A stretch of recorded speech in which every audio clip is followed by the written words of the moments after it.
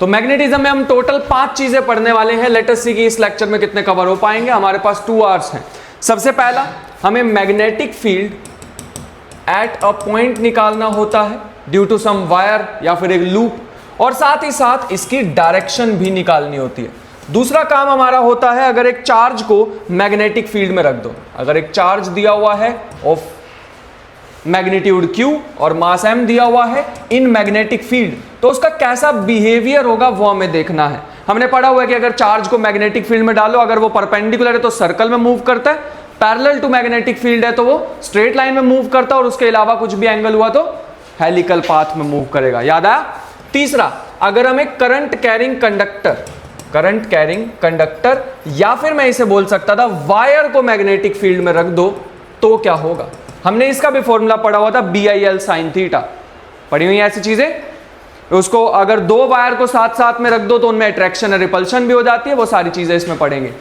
Fourth, अगर एक loop को मैग्नेटिक फील्ड में रख दो, तो हमने न्यू तरह की टर्म्स पढ़ी थी which is magnetic dipole movement, और साथ ही साथ हमने टॉर्क के बारे में सुना था। अगर यूनिफॉर्म मैग्नेटिक फील्ड हो तो लूप घूमने लग जाती है। टॉर्क की डायरेक्शन कैसे निकालें, मैग्नेटिक डायपोल मूवमेंट क्या होता है, उसके साथ एंगुलर मोमेंटम का क्या रिलेशन है, वो सारी चीजें यहां पे। And the final, magnetic material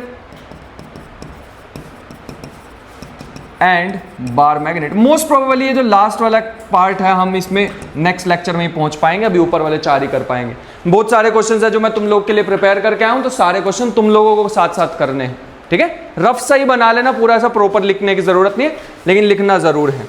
सबसे पहली चीज, चैप्टर स्टार्ट होता है बायट-सैवर्ट्स लॉ से। फॉर्मूला याद है किसी को बायट-सैवर्ट्स लॉ का?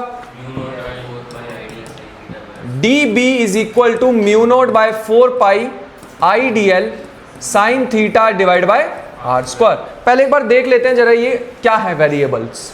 किसी भी शेप की मैंने एक वायर मान ली है, उसका एक छोटा सा पीस अगर मैं यहां से कंसीडर कर लूं, स्मॉल पीस जिसकी लेंथ है DL और उसमें से करंट फ्लो हो रहा है I। आज के बाद हम ध्यान रखेंगे, कभी भी अगर मैं तुम्हें पूछूंगा कि DL की डायरेक्शन बताओ, this DL is a vector quantity. अगर मैं तुम्हें पूछूंगा DL की डायरेक्शन बताओ, कैसे बताएं? DL तो ऊपर भी हो सकता है, नीचे भी हो सकता है, कैसे चूज करें इसकी डायरेक्शन? तो हम DL के साथ एक करंट की डायरेक्शन मान लेंगे, ठीक है। ये पूरी की पूरी एक न्यू क्वांटिटी आ जाएगी हमारे पास, IDL, इसका नाम होता है करंट एलिमेंट। इसका मतलब है लेंथ ये छोटी सी, लेकिन डायरेक्शन माननी होगी तो direction will be the direction of current. तो ये हो गया हमारे पास IDL साइन थीटा। दूसरा, किसी भी पॉइंट पे अगर हमें निकालना है तो ये एंगल होता है थीटा। डायरेक्शन ऑफ करंट और ये रहा R, इनके बीच के एंगल को हम बोलते हैं, ध्यान रखना अभी क्वेश्चन भी करने वाले हैं, इनके बीच के एंगल को हम बोलते हैं थीटा। और क्या रहेगा? ये रहा distance.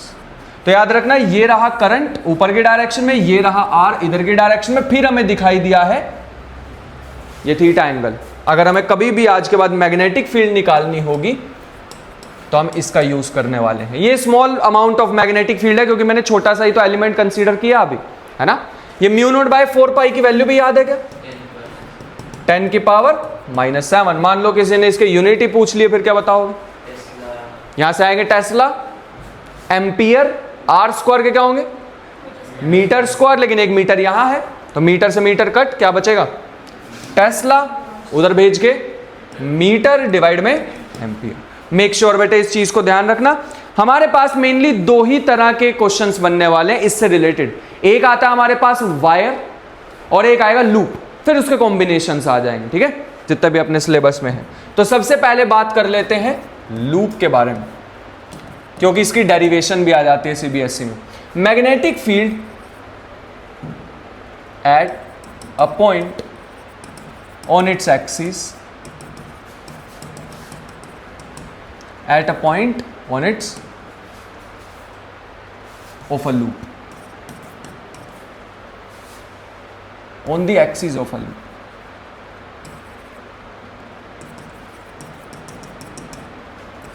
Of a loop. Make sure ध्यान से देखना, अगर ये हमारे पास एक लूप है, यहां पे हमें P पॉइंट पे मैग्नेटिक फील्ड कैलकुलेट करनी है। पिछले वाले क्वेश्चन में एक चीज रह गई, इसकी डायरेक्शन कैसे निकालें? कोई बता सकता है? राइट हैंड से लगाते हैं ना। अगर ये रही करंट, है ना, करंट की डायरेक्शन में अपने थंब रखा, फिंगर को कर्ल किया तो कहां आ रही है? इनसाइड, इनसाइड के लिए क्या यूज करते थे? क्रॉस। और अगर यहां इनसाइड हमें यहां पूछ लेता तो आउटसाइड, क्योंकि सर्कुलर फॉर्म में एग्जिस्ट करती है। याद आया? अगर magnetic field due to loop पूछ लिया जाए तो उसके बारे में भी हम बात कर सकते हैं। सबसे पहले हमें लगाना है बायट-सैवर्ट्स लॉ। अब बायट-सैवर्ट्स लॉ तो स्मॉल एलिमेंट पे लगता है, तो पहले इस पूरी लूप के बारे में बात ही नहीं कर पाएंगे। एक स्मॉल एलिमेंट कट करते हैं यहां से, लेटर से ये रहा, छोटा सा एलिमेंट है dl और करंट इस डायरेक्शन में जा रही है। हमेशा एक चीज दिमाग में उतार लो, जो भी मैग्नेटिक फील्ड आएगी किसी भी पॉइंट पे तुमसे पूछा गया हो, लेटर से इस पॉइंट पे पूछा गया, यहां पे देखना ये रहा dl, ये रहा r, मैग्नेटिक फील्ड इन दोनों की ही क्या दिख रही है? परपेंडिकुलर, थर्ड डायमेंशन में। मतलब ये जो लाइन है ना r वाली, हमेशा मैग्नेटिक फील्ड इसके परपेंडिकुलर होती है, ऑलवेज। समझ आ रही है बात? जो भी मैं ये dl से r लाइन बनाने वाला हूं, मैग्नेटिक फील्ड भी परपेंडिकुलर टू दैट। अब इस सिचुएशन में देखना मैग्नेटिक फील्ड कैसे होगी।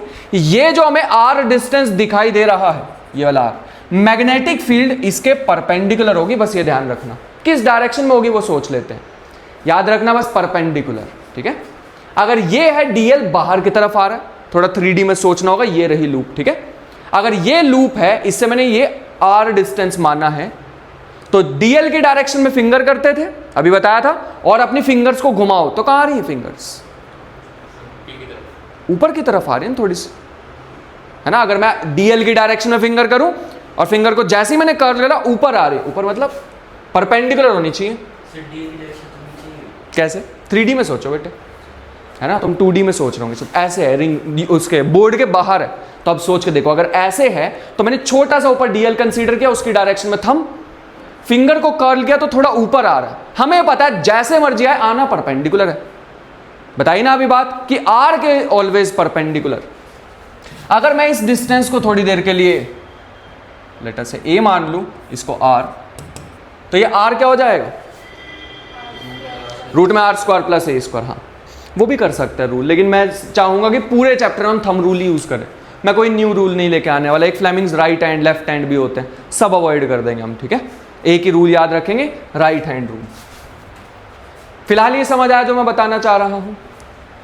अब ऐसे टेढ़ी सी मैग्नेटिक फील्ड से कैसे डील करें, वी हैव नो आइडिया।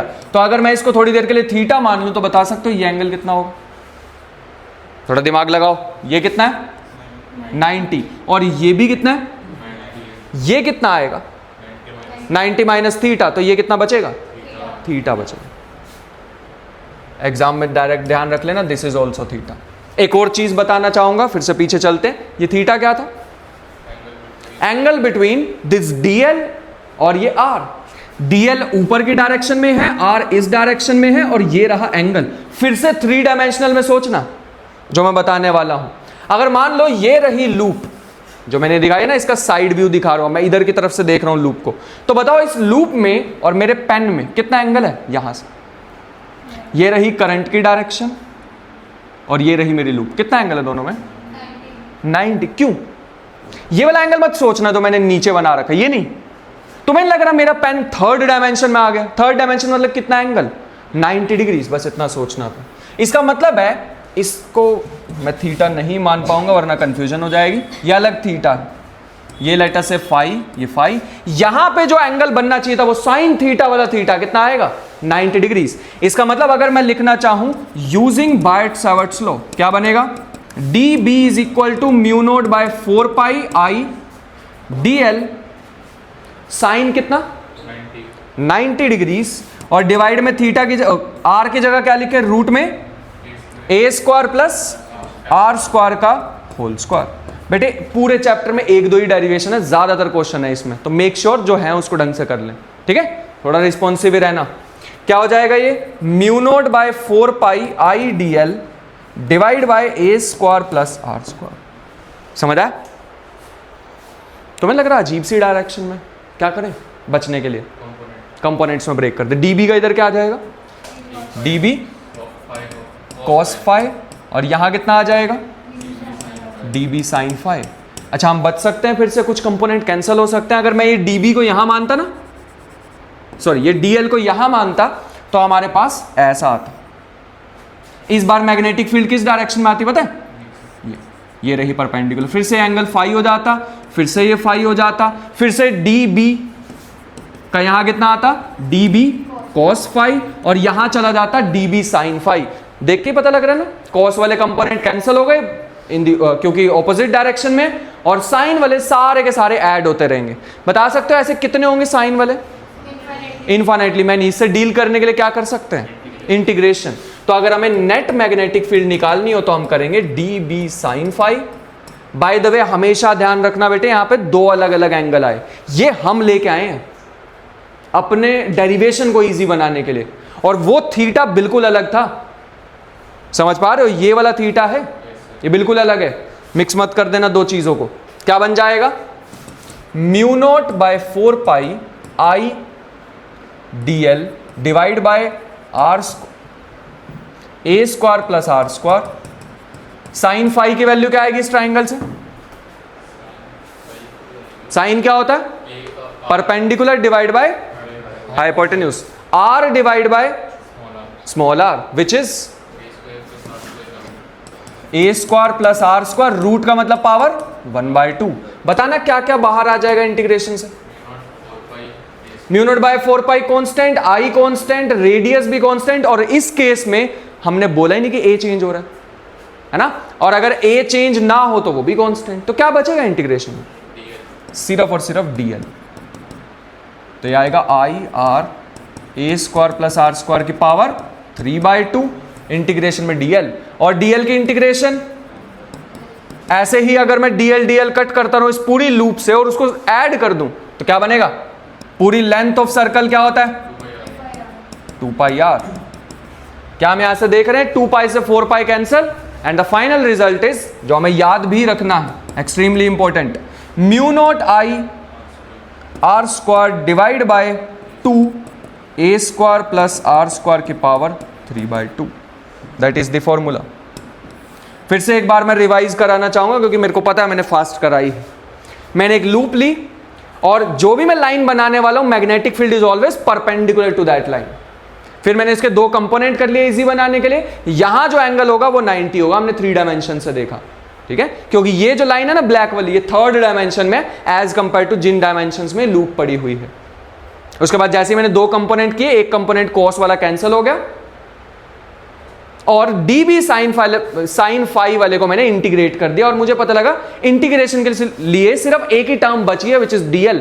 बाकी सबको जैसे ही हमने बाहर निकाला, dl की इंटीग्रेशन 2 पाई आर, सिंप्लीफिकेशन के बाद दिस इज द रिजल्ट।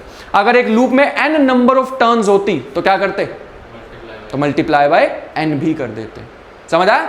लेकिन अगर मान लो मैं तुमसे पूछता जरा ये लूप के सेंटर पे बता दो मैग्नेटिक फील्ड, क्या बताते? a की वैल्यू कितनी हो जाती? Magnetic field at the centre of the loop. A की वैल्यू जैसे ही 0 पुट करेंगे तो अपने पास आ जाएगा B is equal to mu not I divide by, ये तो 2 बचेगा, A गायब हो जाएगा, आर स्क्वायर की पावर 3/2 विच इज ये बचेगा बेटे। ऊपर आर स्क्वायर था तो सारा कुछ कट करके this is the final result. और ऊपर भी तो आर स्क्वायर पड़ा हुआ है, वही तो बता रहा हूं, है ना।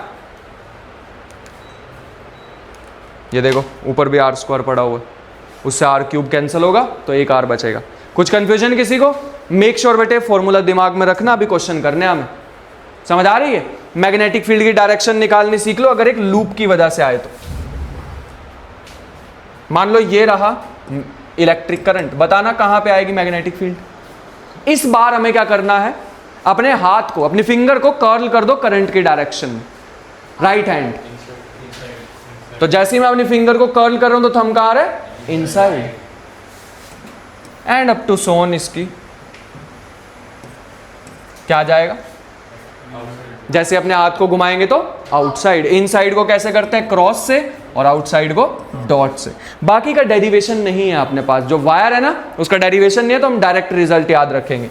Magnetic field due to a finite wire. CBSE में आता नहीं तो अपने ज्यादा काम का है नहीं, हम डायरेक्ट रिजल्ट याद रख लेंगे। अगर ये एक वायर है, फाइनाइट वायर है, बस ये ध्यान रखना, कहीं भी मैं एक पॉइंट मान लेता हूं, और ये रहा कोई भी एक वायर में करंट आई, ये डिस्टेंस है a, ये एंगल है θ1, ये एंगल है θ2। तो किसी को याद है कैसे क्या फॉर्मूला होता था इसका? Sine θ1 plus sine θ2। Make sure बेटे फॉर्मूला ध्यान रखेंगे। अगर मान लो ये इनफाइनाइट वायर होती तो, इनफाइनाइट का मतलब है ये एंगल बढ़ते बढ़ते कितना हो जाता 90, और ये एंगल भी बढ़ते बढ़ते कितना हो जाता 90। तो अगर मान लो मैं तुमसे पूछ लूं कि बताओ magnetic field due to infinitely long wire क्या बनती? तो यहां पे साइन 91, यहां साइन 91, 1 + 1 2, 2 इससे कैंसिल करोगे तो म्यू नॉट आई आई रह गया यहां पे, mu naught I divide by 2 pi D. अब इस फॉर्मूला को और इसको लूप वाले को देखना क्या फर्क है, पाई का ही फर्क है दोनों में बस, है ना। अब इनके मिक्स्ड क्वेश्चन बहुत सारे बन सकते हैं। उससे पहले एक और चीज, अगर मैं बोलता सेमी इनफाइनाइट वायर तो क्या बताते?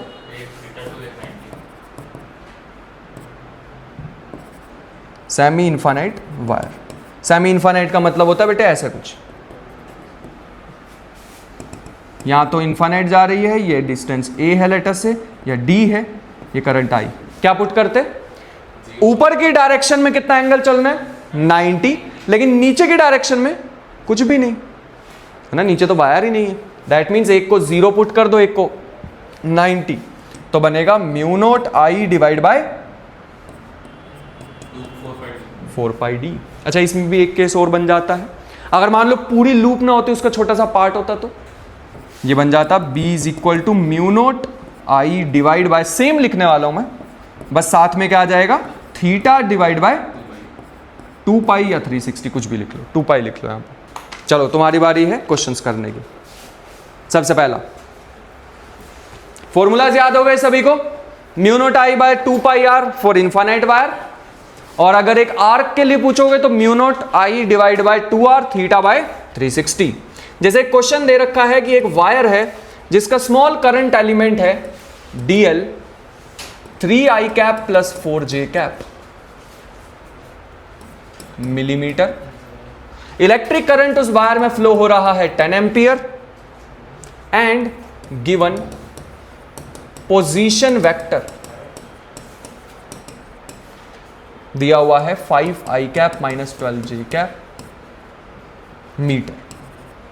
एक वायर है जिसका एक छोटा सा पीस है dl, जिसकी डायरेक्शन मैंने ऑलरेडी बता दी है, कुछ तो रैंडम ही डायरेक्शन में जा रहा है,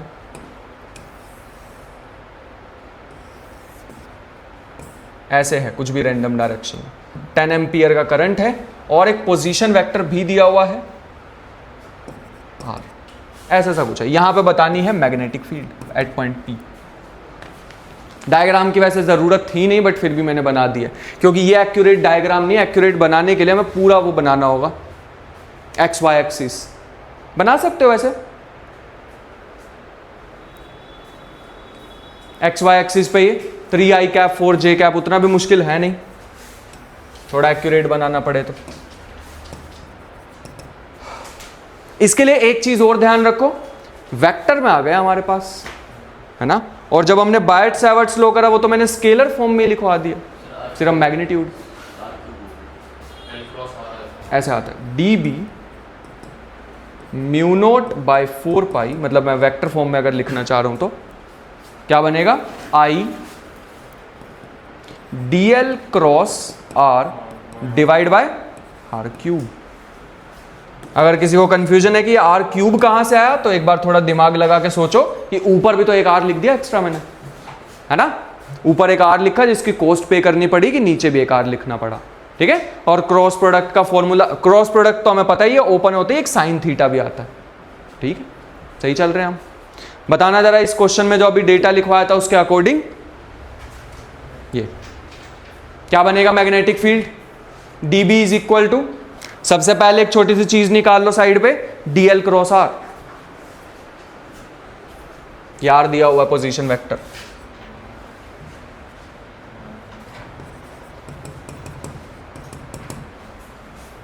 याद है क्रॉस प्रोडक्ट? चलो देखते हैं, 3i cap 4j cap cross 5i cap minus 12j cap. बताना जरा 3 इंटू 5 तो 15, आई क्रॉस आई 0, 3 इंटू 12 कितना हो जाएगा,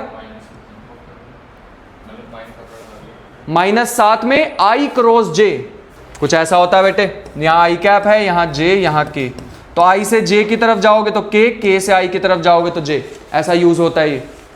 अगर हम इसको थोड़ा सिंप्लीफाई करें, जे क्रॉस आई हमारे पास हो जाएगा, जे क्रॉस आई मतलब उल्टा जा रहे हैं तो -k, and the last one 0। Same वाले 0 और अलग अलग वालों में ये रूल लगता है आई जे के वाला। थोड़ा सिंप्लीफाई करें तो आंसर कितना बन रहा है, -56 के कैप। बेटे थोड़ा क्रॉस प्रोडक्ट के रूल याद रख लेना, या लिखवा दूं, ये लिखे, शर्म आ रही थोड़ी सी भी।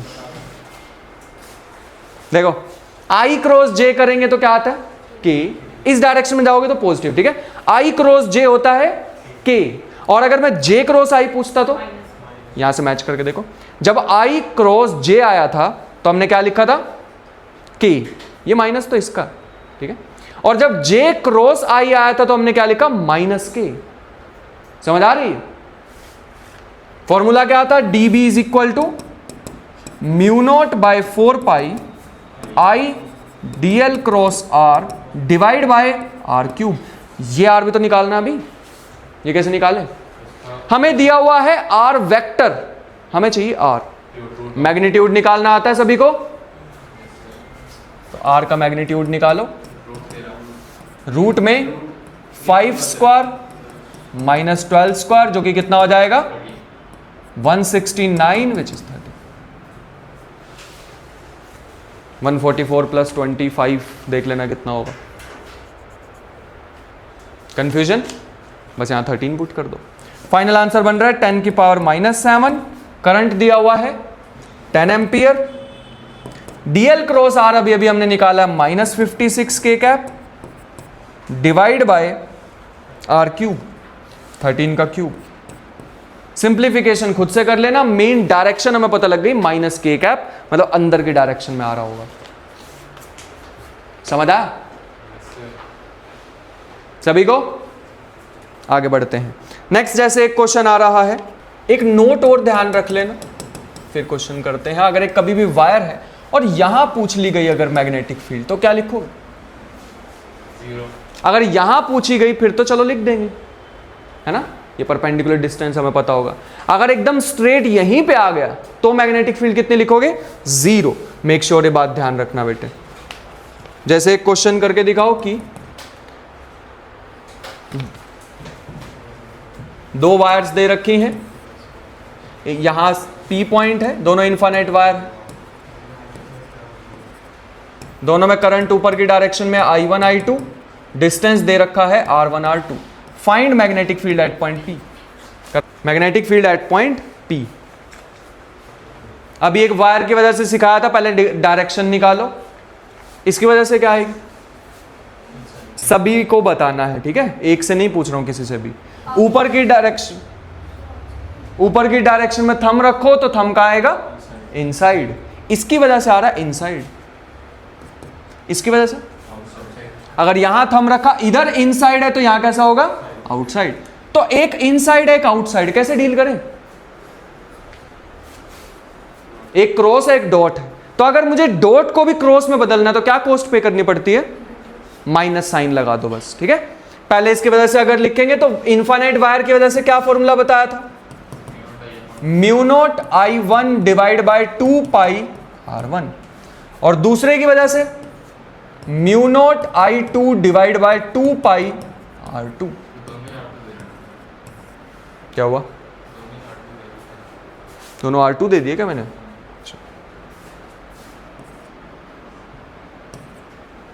जैसा मैंने बताया कि अगर इन दोनों को सेम बनाना तो किसी भी एक को चेंज कर दो, क्रॉस को डॉट में या डॉट को क्रॉस में, और माइनस साइन लगा देना बस, ठीक है। कंफ्यूजन? थंब इसकी डायरेक्शन में और फिंगर को कर्ल कर दो तो इनसाइड, यहां भी थंब ऊपर की डायरेक्शन है, फिंगर अंदर की साइड, लेकिन हमें इधर चाहिए, यहां इनसाइड है तो यहां आउटसाइड होगा, क्योंकि मैग्नेटिक फील्ड सर्कुलर फॉर्म में होती है, ठीक है। अगर एक वायर है तो मैग्नेटिक फील्ड ऐसे होती है, कॉन्सेंट्रिक सर्कल्स में। यहां से बाहर आती हुई। समझ आ रही? नेक्स्ट क्वेश्चन करो। जैसे एक दिया हुआ है कि ये रहा एक पॉइंट ए डिस्टेंस पे ओ, आई करंट इसमें फ्लो हो रही है, find magnetic field at point O. जब भी कभी समझ ना आए तो एक क्वेश्चन को 2 पार्ट में ब्रेक कर दिया करो। तो पूरी वायर नहीं सॉल्व हो रही, कोई बात नहीं, 2 पार्ट में ब्रेक करके फिर सोचो। पहले इस वायर की वजह से सोचो सिर्फ। 0 क्यों? ये तो इसके स्ट्रेट में ही पॉइंट आ गया, अभी अभी बताया था ना, इसके स्ट्रेट लाइन में पॉइंट नहीं आना चाहिए, इसकी वजह से आ गया 0। तो अगर मैं B एट पॉइंट O देखना चाहूं, पहला आंसर है 0। इसके लिए ये पॉइंट कैसा है? ऊपर तो इनफाइनाइट है लेकिन इसके नीचे वायर ही नहीं है, तो ये तो सेमी इनफाइनाइट हो गया। अभी फॉर्मूला लिखवाया था सेमी इनफाइनाइट का, mu not I divide by 4 पाई जो भी डिस्टेंस। डायरेक्शन इनसाइड या आउटसाइड, थंब करो इसकी डायरेक्शन में और फिंगर को कर्ल क्रॉस। Next question. एक स्क्वायर है जिसकी साइड दे रखी है L, करंट दिया हुआ I, और हमें बताना है magnetic field at point P। Direction तो बता ही देंगे इसकी, सेंटर में। वैसे देखोगे तो सारी तरफ से इनसाइड ही आएगी। यहां से देखो इनसाइड, ऊपर अगर ऐसे थंब करते तब भी इनसाइड, इधर नीचे थंब करेंगे तब भी inside, and up to so on. तो सारी होंगी तो ऐड ही, अच्छी बात ये है।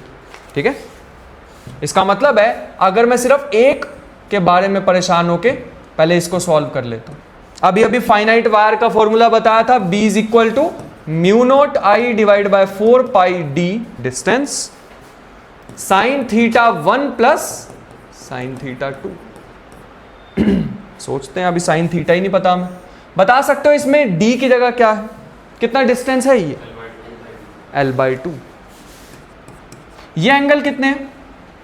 एक स्क्वायर के डायगोनल कितने पे इंटरसेक्ट करते हैं? 90 पे। तो ये कितने हो जाएंगे? 45। बस वी आर डन।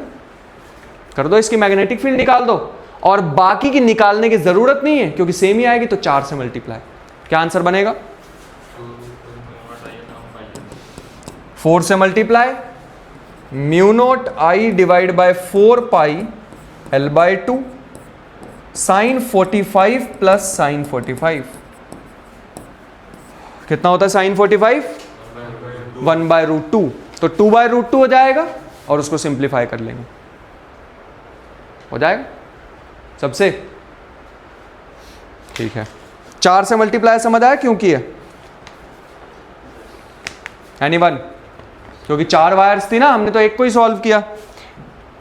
जैसे एक क्वेश्चन दे रखा है, एक वायर इधर है कुछ इस तरीके से, इनफाइनाइट ही है, और दूसरी वायर ऐसे पड़ी हुई। यहां एक पॉइंट है 3,4। ये करंट लेटस से 12 और ये करंट है 4। करना magnetic field at point P। बाकी इस वायर की वजह से पहले निकालते हैं। ठीक है, डायरेक्शन बताओ। अगर थंब ऊपर है तो इनसाइड। और कितना डिस्टेंस है इस वायर से? ये होता है x, ये होता है y। तो ये वाला डिस्टेंस कितना आएगा x वाला? 3। तो ये आना चाहिए था mu naught into electric current divide by 2 pi into distance. लिखा सेम, साथ में डायरेक्शन है इनसाइड। दूसरे वाला बताओ, mu naught into 4 divide by 2 पाई। कितना है ये परपेंडिकुलर डिस्टेंस? ये वाला डिस्टेंस कितना आएगा? 4। और साथ में इस बार डायरेक्शन क्या आएगी? अगर थंब को इस डायरेक्शन में लेके जाएंगे तो डायरेक्शन नीचे इनसाइड और ऊपर आउटसाइड। कोई ऐसा पार्ट है जिसकी वजह से आएगी नहीं मैग्नेटिक फील्ड? इसकी वजह से 0 होनी चाहिए और इसकी वजह से 0, क्योंकि दोनों स्ट्रेट में ही। तो 2 पार्ट बचे। इसकी वजह से देखते हैं पहले कैसा है ये point, semi infinite. Semi infinite का formula mu not I divide by 4 pi. कितना डिस्टेंस है? डायरेक्शन बताओ। ऊपर थंब रख के और फिंगर को कर्ल करेंगे तो कहां आ रहा है? इनसाइड।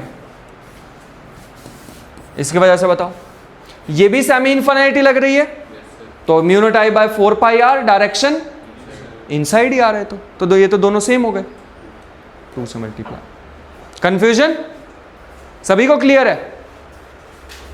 ठीक है, जरा ये नेक्स्ट क्वेश्चन करते हैं। आई होप कि सभी सेम करेंगे, सही करेंगे। ये एक वायर है और इसके साथ ही सेमी सर्कल, यहां पे है पॉइंट P, ये आ रही है इलेक्ट्रिक करंट, कुछ इस तरीके से करना। इलेक्ट्रिक करंट डाउनवर्ड डायरेक्शन में आ रही है, ये है पॉइंट P, इसकी रेडियस है स्मॉल r। इलेक्ट्रिक करंट दे रखा I, बस इतना ही है क्वेश्चन। सेमी इनफाइनाइट की वजह से देखेंगे तो नीचे थंब और फिंगर कहां आ रही है? आउटसाइड। सोच पाए थे? इसकी वजह से भी आउटसाइड आ रहा है क्या? ऊपर करा तो ये इनसाइड, तो यहां पे आउटसाइड। और अगर सर्कल में इसकी ही तरफ अपनी फिंगर्स को घुमाएं तो जैसे ही फिंगर्स को घुमाएंगे थंब कहां आ रहा है? आउटसाइड। चलो एटलीस्ट हमें नेगेटिव पॉजिटिव के लिए तो परेशान नहीं होना, सारे ही कहां है? आउटसाइड।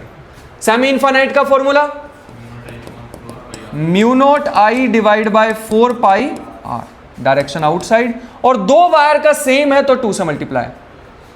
इसका सर्कल का क्या होता है? सेमी सर्कल का mu not I divide by 2 R theta by 360, और सेमी सर्कल के लिए थीटा 180, मतलब pi divide by 2 pi, direction outside. क्या वो ये फॉर्मूला बताया था ना अभी आर्क का, थीटा बाय 360 वाला, वही लगाया। थीटा इसके लिए 180 होता है। मैंने इंटेंशनली ऐसे लिखवाया है क्योंकि अभी अगर इसकी जगह फुल आर्क, मतलब सेमी सर्कल की जगह छोटी सी आर्क आ जाती है जिसमें 60 डिग्री है, तो फिर तो यूज करना ही पड़ता ना ये वाला क्वेश्चन, ये वाला फॉर्मूला। जैसे इस पे बेस्ड एक क्वेश्चन है, थोड़ा सोचना, ठीक है। Electric current I he flow हो रहा है हमेशा की तरह, पहले डायरेक्शन और फिर उसके बाद मैग्नीट्यूड। रफ में करके देखेंगे, थम इधर रखना है और फिंगर को घुमाओ तो कहाँ आ रही है? आउटसाइड। इसकी वजह से अब ऐसे करना पड़ेगा अपने हाथ को, तो कहाँ आएगी? इनसाइड। इसमें इधर घुमानी है फिंगर, उसमें इधर घुमानी थी, तो एक आउटसाइड एक इनसाइड। करके देखते हैं पहले, छोटा सा बी है बेटे। अगर बड़े वाली आर्क की वजह से देखें तो क्या होता था? आर्क का फॉर्मूला भी अभी बताया, mu not I divide by 2 A plus B, बिल्कुल सही। और डायरेक्शन क्या थी? थंब कहाँ आ रहा था? दो ही ऑप्शन है, आउटसाइड। छोटे वाले के लिए क्या लिखें? Mu naught I divide by 2, कितना डिस्टेंस? ए, और डायरेक्शन इनसाइड। किसी भी एक को इनसाइड या आउटसाइड में बदल दो तो नेगेटिव साइन का कॉस्ट पे करना पड़ेगा हमें, बाकी तो सेम ही है। हो गया? छोटा सा क्वेश्चन यही बना रहा हूं, करना। ये रहा पॉइंट P, ये डिस्टेंस दे रखा A, ये दे रखा B। बताओ, ये करो। मैंने डायरेक्शन थोड़ी अजीब बना दी, अब करो। Magnetic field at point P।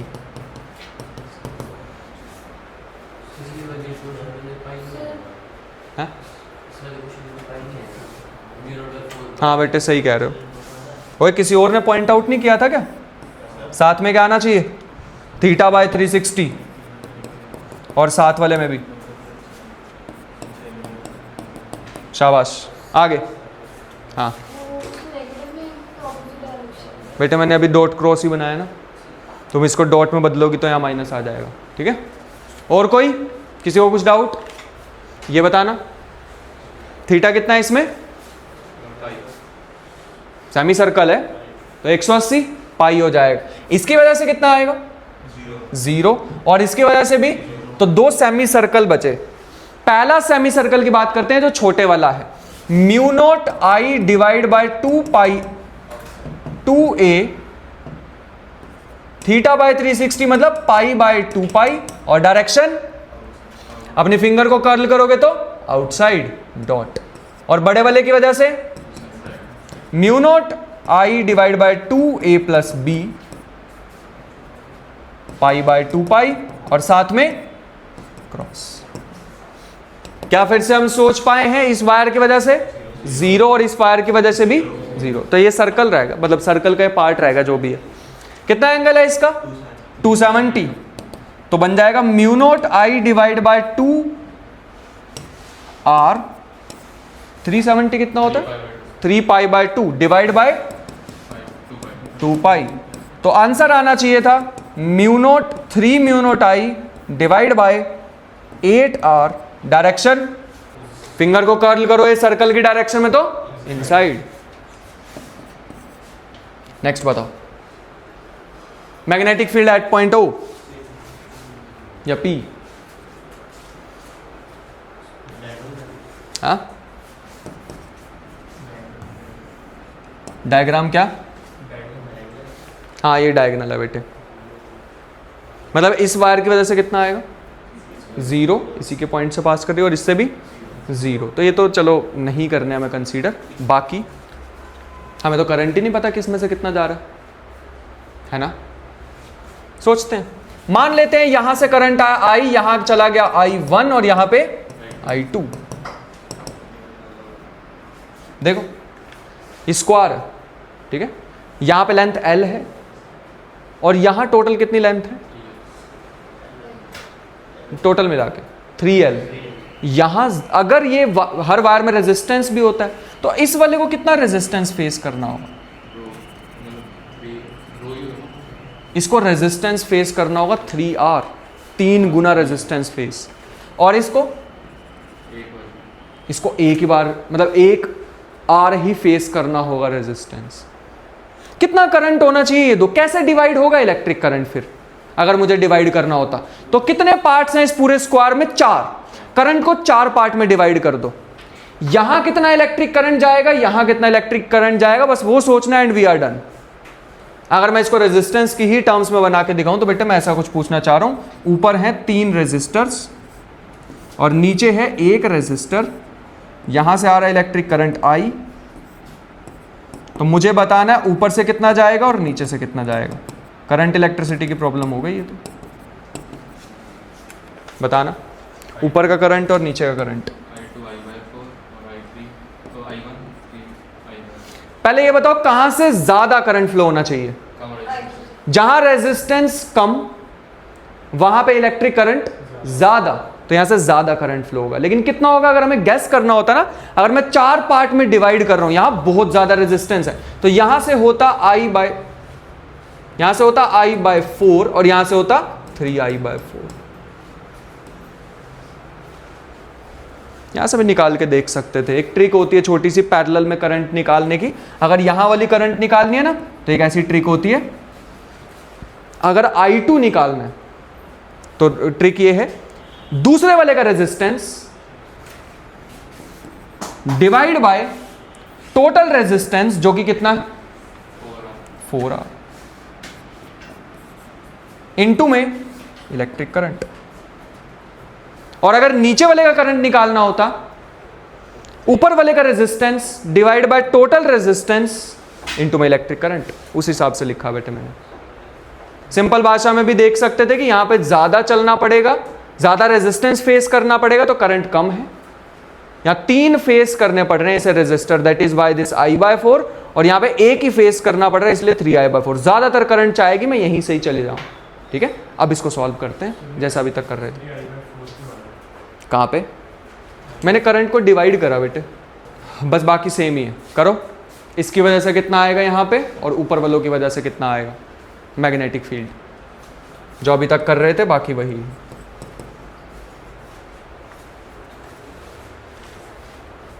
क्या होता है स्क्वायर में, अब ये भी बताया था कुछ देर पहले, ऐसे ज्वाइन करना होता है इस तरीके से, फिर बीच में भी एक डायगोनल की मतलब ऐसा कुछ लाइन आती है जो कि L/2 होता है। अभी सॉल्व कराया था नहीं तो ये बन जाएगा μ0 3I/4 divide by 2π L/2 sin θ1 plus sin θ2 sin 45 plus sin 45। Direction क्या होगी इसकी, अगर थंब को इधर रखेंगे तो डायरेक्शन होनी चाहिए आउटसाइड, नीचे आएगी इनसाइड तो ऊपर से आउटसाइड।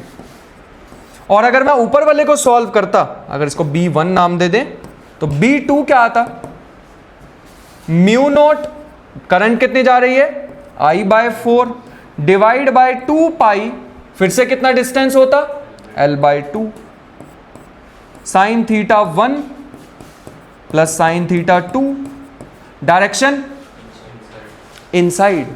ऐसे कितने वायर हैं बेटे, देखना 3 वायर हैं, तो किससे मल्टीप्लाई करना होता, 3 से। जरा इन दोनों को ध्यान से देखना, सेम ही नहीं लग रहे, है ना। यहाँ पे 3I/4 था, यहाँ I/4 था, तो कोई बात नहीं, एक्स्ट्रा 3 भी तो है। ये तो दोनों सेम है, और एक पॉजिटिव है एक नेगेटिव है, जितनी अंदर है उतनी बाहर है, तो नेट मैग्नेटिक फील्ड कितनी आनी चाहिए थी, 0। समझ आया, बढ़िया क्वेश्चन था ये। हमने बस ये देखना था इस पूरे के पूरे क्वेश्चन में कि किस तरीके से करंट डिवाइड होने वाला है। एक और क्वेश्चन देता हूं सिमिलर सा, आई होप कि इस बार कर पाओ, थोड़ा सा इससे इजी है बट कर लेना, ठीक है। इसको नोट कर लेना स्लाइड से जब मिलेंगी। एक मान लो ऐसा क्वेश्चन दे रखा है, यहां से करंट एंटर हुआ I, यहां से एग्जिट हुआ I, ये P पॉइंट पे बताओ मैग्नेटिक फील्ड।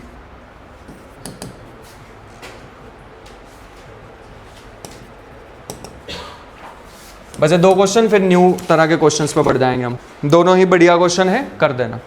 इस बार सोचना, अगर यहां से I करंट आ रही है, ऊपर से कितनी जाएगी और नीचे से कितनी, I/2 रीजन दोनों बराबर। इस बार तो सेम है ना, पिछली बार तो ज्यादा थी ऊपर वायर, तो इस बार कितना इलेक्ट्रिक करंट आएगा ऊपर, I/2, और नीचे कितना आएगा, I/2, मिलके दोबारा कितना हो जाएगा, I। याद है KCL बताया था, जितना करंट एंटर कर रहा है उतना एग्जिट भी करना चाहिए।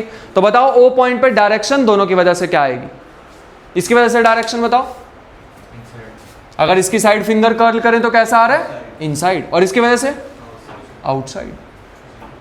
ये तो कैंसिल कर देंगे एक दूसरे को।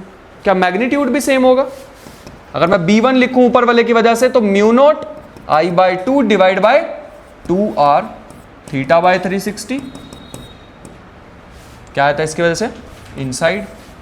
और B2 आ जाएगा μ0 I/2 bye 2r theta by 360, लेकिन दिस टाइम आउटसाइड। दोनों ही सेम है, बस डायरेक्शन उल्टी है, दैट इज वाई एक दूसरे को कैंसिल करके बीच में कुछ मैग्नेटिक फील्ड नहीं आएगी। बेटे आधी आधी वायर है ना, आधा ऊपर हाफ है नीचे हाफ है ना, पूरी सर्कल नहीं था। ये वाला करो, एक इनफाइनाइट वायर है और एक सर्कल है। हमें बताया हुआ है इस बार कि ए पॉइंट पे मैग्नेटिक फील्ड 0 है, कहा हुआ है इस बार, ठीक है। तो बताओ x/r की वैल्यू क्या होगी। इसमें इलेक्ट्रिक करंट है I1, इसमें है I2, बताना। वायर की वजह से यहां पे निकालो, सर्कल की वजह से यहां पे निकालो, दोनों को ऐड करके इक्वल टू 0, ठीक है। क्या कह रहे हो, नहीं बेटे, कंबाइंड 0 दी हुई है। Net magnetic field at point A is 0, दोनों की वजह से निकाल के इज इक्वल टू में 0 इस बार खुद से लिखना हमें, ठीक है। करो 1/π चेक कर लेते हैं। सर्कल की वजह से डायरेक्शन क्या आ रही है, आउटसाइड, और सर्कल की वजह से फॉर्मूला क्या होता है, μ0 I1 डिवाइड बाय 2, ऐसे लिखा था, आउटसाइड। और दूसरे की वजह से आएगा ऊपर तो इनसाइड। अगर मैं इसको भी आउटसाइड बदलना चाहता हूं, क्या कॉस्ट पे करनी पड़ेगी, माइनस μ0 I2 डिवाइड बाय, और तुम 1/π कैसे बोल सकते हो, करंट अलग अलग है, 2π इक्वल टू 0, है ना। तुमने I सेम कर दिया क्या, इसको इधर भेज दो, दोनों ही हमने डॉट में चेंज कर दिए हैं, तो ये बन जाएगा μ0 और 2 कॉमन लेके कैंसल, तो ये बचेगा I1/r is equal to I2/πx। तो x/r मेरा आ रहा है I2/I1x। देखना ऐसा आया किसी का, मैं आई ही सुन, हाँ वो मैंने x लिख दिया। तो तुम लोग ने I1 I2 सेम मान लिया होगा शायद, है ना बेटे। ये इसकी वजह से इनसाइड आ रही थी डायरेक्शन, और इसकी वजह से आउटसाइड आ रही थी, तो मैं इसको भी इनसाइड कर दिया, इसलिए नेगेटिव साइन, ठीक है। डायरेक्शन सेम रखनी होगी तभी ऐड सब्ट्रैक्ट कर पाएंगे। किसी को कुछ कंफ्यूजन है यहाँ तक, ठीक है। कुछ कल नेक्स्ट पे बढ़ते हैं। एक ऐसा क्वेश्चन पूछ लिया जाता है कभी कभी CBSE जैसे एग्जाम में, कि ये रही एक इलेक्ट्रिक वायर, करंट फ्लो हो रहा है वेस्ट से ईस्ट। बताओ magnetic field vertically below this wire, direction of magnetic field vertically below this wire, मतलब ये एक मेरा पेन है, ये रहा वेस्ट, ये रहा ईस्ट, ऐसे ही सोच पाएंगे इसे, ये वेस्ट ये ईस्ट, यहां बतानी है मैग्नेटिक फील्ड की डायरेक्शन, ये रही करंट, यहां बताओ मैग्नेटिक फील्ड की डायरेक्शन। डायरेक्शन निकालने का एक ही तरीका है, क्या था? Thumb rule. थंब इसकी डायरेक्शन में करो और अपनी फिंगर को घुमाने की कोशिश करो, तो कहां घूम रही है फिंगर? आगे की तरफ आ रही है, इनसाइड नहीं है इसमें। कहां की तरफ आ रही है? आगे। बता सकते हो ये कौन सी डायरेक्शन हुई? अगर ये वेस्ट है, ये वेस्ट ये ईस्ट, ऐसे आ रही है हमारी डायरेक्शन, है ना? जब हम अपने थंब को ऐसे रख के नीचे घुमा रहे हैं ना, तो आगे की तरफ, विच इज ऊपर क्या होता है? नॉर्थ। कैसे? साउथ से नॉर्थ आ रही है ना, साउथ से नॉर्थ आ रही है ना, वही लिखा। समझ आया? ये क्वेश्चन पूछ लिया जाता है बेटे। मतलब ये हॉरिजॉन्टल है ना, वर्टिकल तो नहीं है क्या? मतलब ये ऐसे हाँ, ये सारा हॉरिजॉन्टल। ना ना ना। नेक्स्ट एक क्वेश्चन है अपने पास, सभी को करना है। अगर दो सर्कल हैं कुछ इस तरीके से, मैं थोड़ा ढंग से बनाना चाहूंगा इसको। जो सॉलिड पार्ट है मतलब वो बोर्ड के बाहर है, और ये वाला बोर्ड के अंदर है, डॉटेड वाला, ठीक है? पिछले साल एग्जाम में आया हुआ ये। एक में करंट है I1, एक में I2, दोनों की रेडियस है R। तो बताओ magnetic field at point P। Magnetic field मतलब उसका मैग्नीट्यूड और डायरेक्शन दोनों। स्कूल के एग्जाम में तो हमेशा ही ये दे देते हैं, रेडियस सेम है। Magnetic field at point P। ओए लास्ट वाले जल्दी करना, क्वेश्चन का आंसर बता।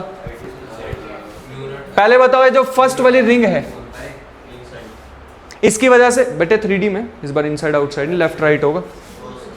ऐसे है ये, ऐसे बाहर आ रही है इलेक्ट्रिक करंट, तो अपनी फिंगर को मैंने ऐसे करा, थंब कहाँ आ रहा है? इधर मेरी तरफ, मतलब किस डायरेक्शन में? Right side. ये आ गया B1। बाहर आ रही है ये रिंग, और बाहर आ रही है मतलब अपनी फिंगर को कर्ल करने की कोशिश की इस डायरेक्शन में, तो मेरी तरफ थंब। इसका बताओ दूसरी वाली। अब फिर से बाहर आ रहा है इलेक्ट्रिक करंट इस डायरेक्शन में, तो कैसे होएगा? ऊपर की डायरेक्शन। पता है अगर दो मैग्नेटिक फील्ड ऐसे 90 डिग्री पे होता है, ऐड कैसे करते हैं? किसी भी वेक्टर को ऐड कैसे करते हैं? रिजल्टेंट से। तो इसका रिजल्टेंट निकालना पड़ेगा, ठीक है? फिलहाल के लिए B1 की वैल्यू बताओ।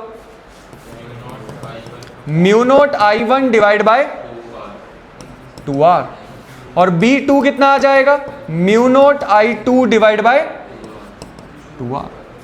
मतलब मेरे ख्याल से जो मुझे याद है प्रीवियस ईयर में क्वेश्चन आया था उसमें I1 I2 भी सेम थे, और आसान हो जाता फिर तो क्वेश्चन, है ना? अगर हम इसमें रिजल्टेंट निकालना चाहें तो कुछ ऐसा बनता है, ये रहा रिजल्टेंट, तो क्या आ जाएगा? B रूट में B1 square plus B2 square, सारा कुछ कॉमन लेके कैंसल, और रूट में बचेगा I1 square plus I2 square.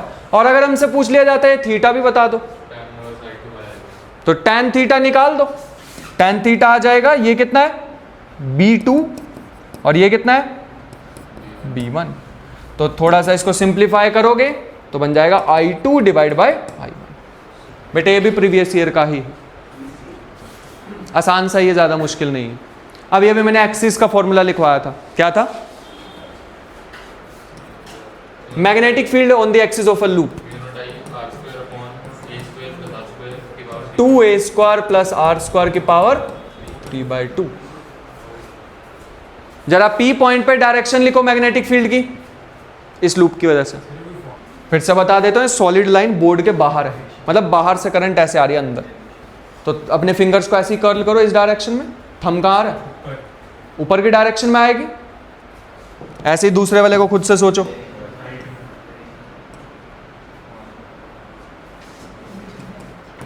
दूसरे वाले की वजह से बाहर आ रही है इलेक्ट्रिक करंट, तो कहां आएगा? B2। जरा इस फॉर्मूले को लगाओ और बताओ B1 B2 क्या है? है ना, सारा कुछ ही सेम दिया हुआ, करंट भी सेम दिया हुआ, तो बन जाएगा B1 equal to B2 is equal to mu not I R square divide by A कितना है √3r, स्क्वायर करोगे तो 3r स्क्वायर प्लस में r स्क्वायर की पावर 3/2। बता सकते हो 4r स्क्वायर की पावर 3/2 कितना हो जाएगा? 8r क्यूब, जो कि बचेगा mu naught I bye 16r।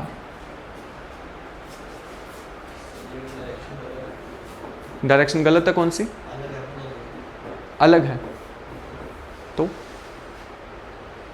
अभी हमने डायरेक्शन की बात नहीं की बेटे, वो तो यहां से निकालेंगे ना फाइनल, ठीक है? फाइनल आंसर यहां से आएगा, अभी इसमें भी रिजल्टेंट ही निकालना होगा। अच्छा तुम ये सोच रहे हो मैंने फाइनल आंसर निकाला है? नहीं बेटे, फाइनल यहां से आया बी नेट, जैसे पिछले में निकाला था सेम। क्या बनेगा बी नेट का formula? B net is equal to root में B square plus B square, क्योंकि दोनों सेम ही तो थे, तो क्या बन जाएगा √2b। बी की वैल्यू यहां से पुट करना तो आंसर आ जाएगा। अगर मैं तुमसे पूछता ये एंगल कितना है, तो ये b ये भी b, दोनों सेम ही है क्योंकि b1 b2, और tan theta perpendicular by base करोगे तो दोनों सेम है, और tan की वैल्यू 1 कब होती है? 45 आंसर आ जाता है इसमें। कंफ्यूजन कौन से वाला? क्योंकि ये दोनों सेम थी ना b1 और b2, तो जब परपेंडिकुलर बाय बेस करा ना तो b/b1 होता है, और tan 1 की वैल्यू 45। इसमें बाहर आ रही है इलेक्ट्रिक करंट, तो बाहर कर दिया अपने फिंगर, तो इधर आ रहा था हम, तो हमने इधर बना दिया, फिर उसका रिजल्टेंट निकाल दिया। फॉर्मूला ध्यान रखना है, अगर लूप की एक्सिस पे पूछ लिया जाए तो ये अजीब सा फॉर्मूला लगाना पड़ता है।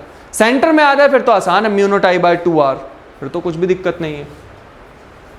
कंफ्यूजन? एंड फाइनली तुम लोगों के साथ से पहला टॉपिक कंप्लीट हो गया। मैंने सोचा था कि 40 मिनट में कर लेंगे हम इसे, बट कोई ना। नेक्स्ट पे बढ़ते हैं एम्पियर सर्किटल लॉ। उसकी काफी सारी एप्लीकेशन है बेटे, एग्जाम में भी आती हैं, तो उसको अच्छे से समझ लेते हैं। एम्पियर्स सर्किटल लॉ, किसी को याद है इसका फॉर्मूला?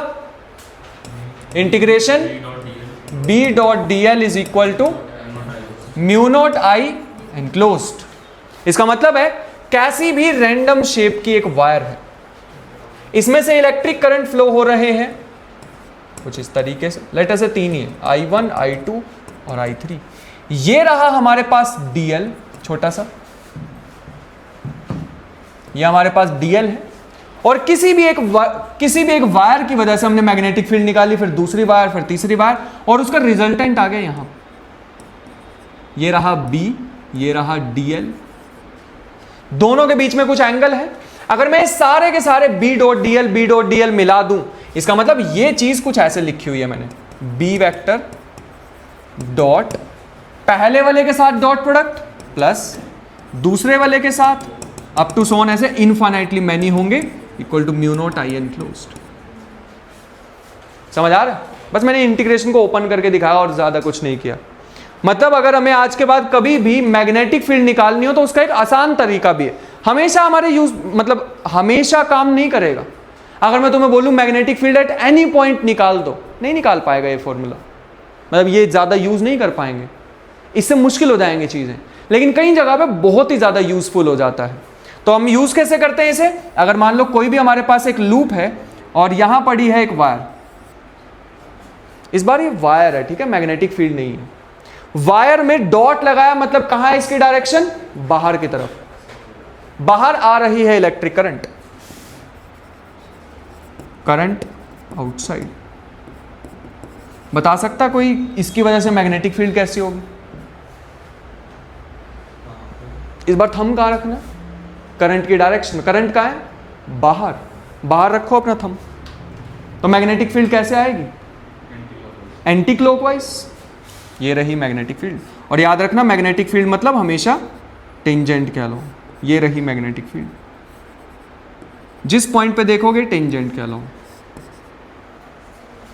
कंफ्यूजन? अब हमें डीएल भी मानना होता है। किस डायरेक्शन में डीएल माने ताकि अपना फायदा हो जाए?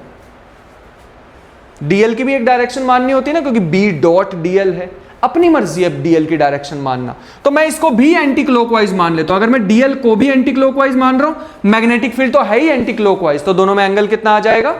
0 डिग्री। फायदा हो जाएगा अपना। ऐसी सिचुएशंस में, ऐसे सिंप्लीफाइड सिचुएशन में हम एम्पियर सर्किटल लॉ का यूज करते हैं, ठीक है, ध्यान रखना। अच्छा, अगर मैं एक सर्कुलर लूप इसकी वजह से निकालना चाहूं, मैग्नेटिक फील्ड निकाल के देखें, इस फॉर्मूला से निकालते हैं। बता सकते हो ये डीएल डीएल डीएल डीएल सारे प्लस कर दूंगा, आंसर क्या आएगा? कितना आएगा? 2 पाई आर। अगर मैं एक लूप को छोटे छोटे पार्ट में ब्रेक कर दूं, फिर वो सारे पार्ट प्लस भी कर दूं, तो आंसर कितना आएगा? 2 pi are. Is equal to में क्या लिखा हुआ है? Mu not I enclosed. इस लूप के अंदर होनी चाहिए इलेक्ट्रिक करंट। कितनी है? यहां पे एक ही करंट है, लेटर से आई, तो आंसर आ रहा है mu not I by 2 pi R. हमने निकाली, ये किसकी वजह से होती है मैग्नेटिक फील्ड? किसका फॉर्मूला है ये है इन्फाइनाइटली लॉन्ग स्ट्रेट वायर का, और ये वही तो थी, इन्फाइनाइटली लॉन्ग स्ट्रेट वायर। तो हम आज के बाद एम्पियर सर्किटल लॉ यूज कैसे करेंगे? अगर एक सर्कल दिया, उसके अंदर बहुत सारी इलेक्ट्रिक करंट्स हैं, लेटर से कुछ क्रॉस भी, ये है I1 I2 I3 I4। हमने लूप की डायरेक्शन माननी है अपनी मर्जी से, जैसे फायदा हो रहा है वैसे मान लो। लेटर से मैं एंटी क्लॉकवाइज मान रहा हूं, तो मुझे बताओ ये B dot DL is equal to mu not I enclosed. जितनी भी करंट्स अंदर हैं सिर्फ वही कंसीडर करनी, किसको पॉजिटिव माने किसको नेगेटिव वो सोचना है। लूप की डायरेक्शन हमने मानी ना, तो लूप की डायरेक्शन में अपनी फिंगर घुमा दो, क्या आ रहा है? आउटसाइड।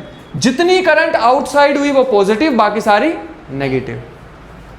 कितनी है आउटसाइड? I1 और I3 आउटसाइड है और बाकी दोनों इनसाइड। और इस I5 का क्या होगा? सिर्फ इनसाइड वाला ही कंसीडर होता है बेटे। कंफ्यूजन? अब इसके एप्लीकेशंस पे चलते हैं। जैसे पहली एप्लीकेशन है magnetic field due to a solenoid.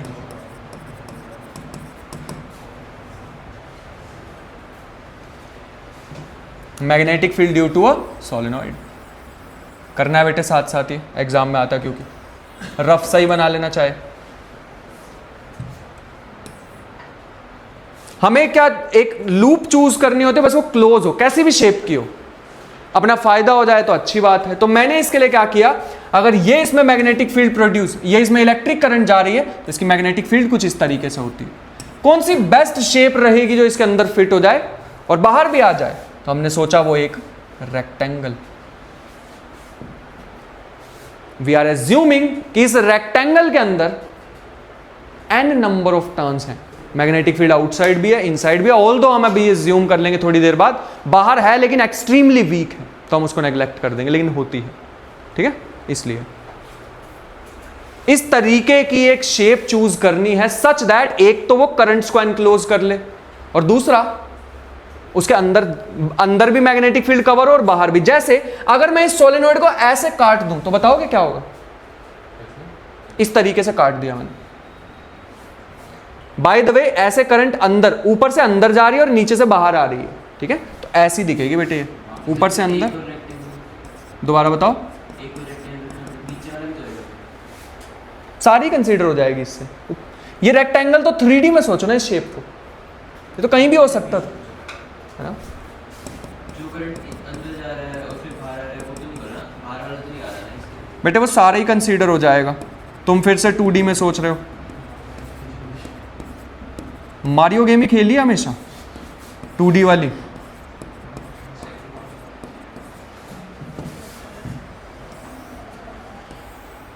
वो सारा ही बाहर का कंसीडर हो जाएगा, ठीक है। ऊपर भी इसी डायरेक्शन में ऐसे घूम के आती है मैग्नेटिक फील्ड, ऊपर भी आएगी घूम के और नीचे भी आएगी। तो पहले बात तो ये कैसे बताओगे कि ऊपर बनाया मैंने नीचे नहीं? अगर 3D में होता तो इट इज इक्वली राइट। बताओ हम अर्थ पे सीधे खड़े हैं उल्टे? अर्थ तो गोल है, क्योंकि तुमने पूछा ना बेटे ये अभी मैग्नेटिक फील्ड वाला, तो इट इज ऑल रिलेटिव। किसी के रिस्पेक्ट में हम ऊपर हैं, किसी के रिस्पेक्ट में हम नीचे, ठीक है। फिलहाल इस पे अगर हम वापस आए तो ये रही हमारे पास मैग्नेटिक फील्ड और ये रही हमारे पास लूप, और अभी अभी मैंने कहा था कि लूप की डायरेक्शन में खुद माननी होती है। Let us go with this one. ये रही लूप की डायरेक्शन में अगर हम लगाएं बायट-सैवर्ट्स लॉ, याद रखना मैग्नेटिक फील्ड इस डायरेक्शन में है, तो बायट-सैवर्ट्स लॉ बताया था B dot dl is equal to mu naught I enclosed. मैंने क्या बोला अभी? बायट-सैवर्ट बोल दिया क्या? दिमाग खराब कर दे तुम लोगों ने। चलो देखो, अब इसको सॉल्व करना ना बहुत ही डिफिकल्ट टास्क है, तो हम क्या करते हैं, इसको 4 पार्ट में ब्रेक कर लेते हैं। ठीक है, अगर ये हमारे पास एक रेक्टेंगल दिया हुआ है, इसकी लेंथ लेट अस से L है, तो अगर हम इसको 4 पार्ट में ब्रेक कर दें लेट अस सी क्या होगा। सबसे पहले B dl cos थीटा, ऐसे ही सेकंड पार्ट, ऐसे ही थर्ड पार्ट, ऐसे ही fourth part is equal to, अभी मैंने कुछ देर पहले बताया था इसके अंदर कितनी नंबर ऑफ टर्न्स है, n नंबर ऑफ टर्न्स। तो अगर एक में करंट I फ्लो हो रहा है तो कितना होगा, ऐसे ही ni। याद रखना ये नंबर ऑफ टर्न्स हैं। बताओ फर्स्ट पार्ट में कितना एंगल है B और dl में, और इधर आइए, तू घर चला जा।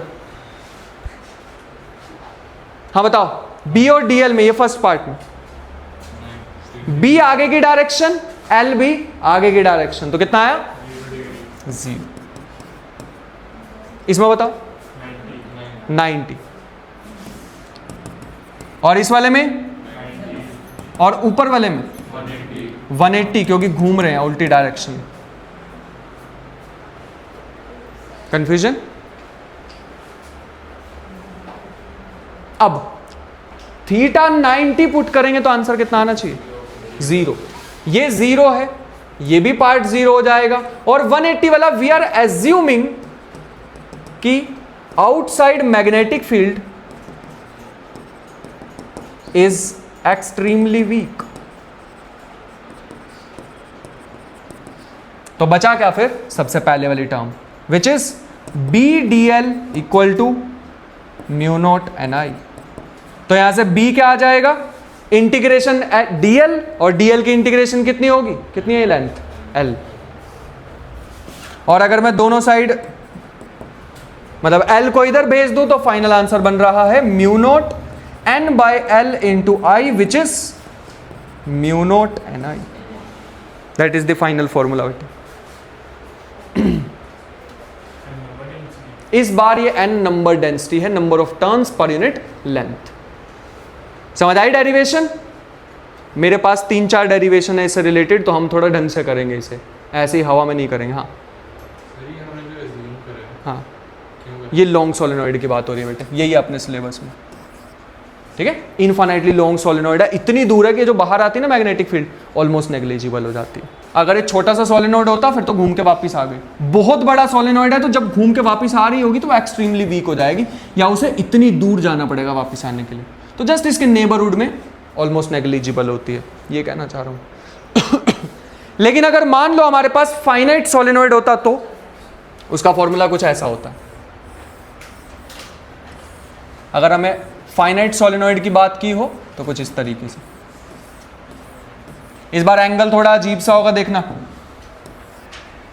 यहां से मेजर होता, देखो एंगल ये रहा θ2 और यहां से θ1, तो फॉर्मूला हमारे पास आता है magnetic field due to solenoid. ये नहीं निकाल पाते हम बायट-सैवर्ट से, इसके लिए हमें दोबारा जाना होगा, सॉरी ये नहीं निकाल पाते हम एम्पियर सर्किटल लॉ से, हमें जाना होगा वापस बायट-सैवर्ट्स लॉ में, जिससे फॉर्मूला निकलता है mu not ni by 2 sine θ1 plus sine θ2। बता सकते हो अगर लॉन्ग सोलेनॉइड है तो उसमें θ1 θ2 कितना हो जाएगा?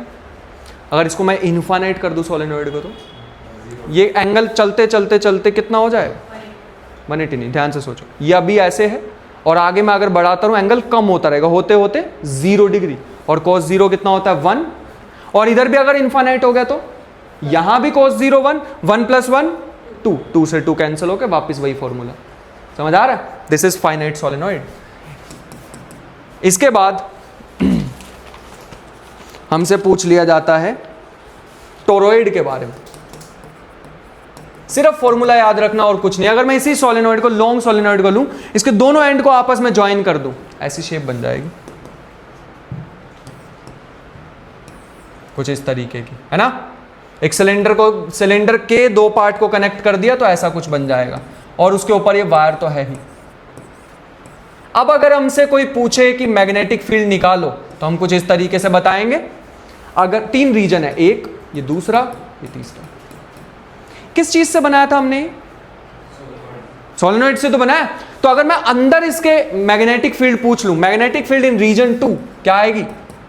Mu not an I, same, exact same. समझ आ रहा है? सोलेनॉइड से तो बनाया उसको बस ऐसा गोल करके। और अगर मैं फर्स्ट रीजन में पूछता या थर्ड में, तो सोलेनॉइड के आउटसाइड कितनी होती है? 0। वैसे यहां पे भी आउटसाइड 0। कंफ्यूजन? जितनी भी मैग्नेटिक फील्ड होगी वो सारी इसके अंदर होगी, बाहर कोई मैग्नेटिक फील्ड नहीं है। इस बार खुद करना। होलो सिलेंडर, अगर एक सिलेंडर है और ये जा रही इलेक्ट्रिक करंट, उसके सरफेस पे ये बेटे बीच में कुछ नहीं, ठीक है। रेडियस दे रखी है इसकी कैपिटल R। आज बायट सावर्ट तक ही कराने वाला हूं, तो ये वाला डेरिवेशन करके देखना। समझ आया एम्पियर सर्किटल लॉ या नहीं? खुद करके देखते हैं बेटे, क्योंकि इसके बाद का खुद ही 1 आवर का topic, charge in magnetic field. अंदर भी निकालनी और बाहर भी, 2 केसेस में, और लगाना है एम्पियर सर्किटल लॉ। पहले तो इसको टॉप व्यू से देखो तो कैसा दिखाई देगा,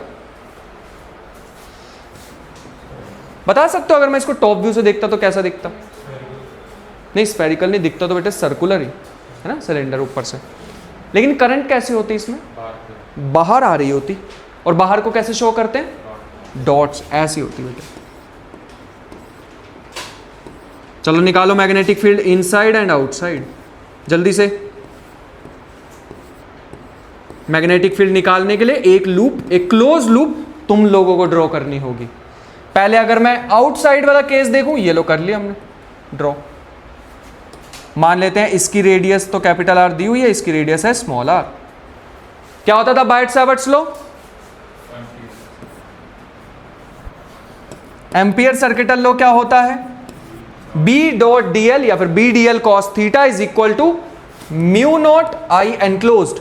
बताना इस सर्कल के अंदर जो हमने बनाया कितनी करंट एनक्लोज्ड है? सारी है इसमें तो, है ना, मतलब आई। अभी अभी मैंने ये भी बात बताई थी, ये जो लूप हम बनाते हैं इसकी डायरेक्शन भी खुद से माननी होती है। मैंने यहां मान ली, ये डीएल की डायरेक्शन है जो हमने मानी है। बताना बी की डायरेक्शन क्या होगी? करंट बाहर आ रही है।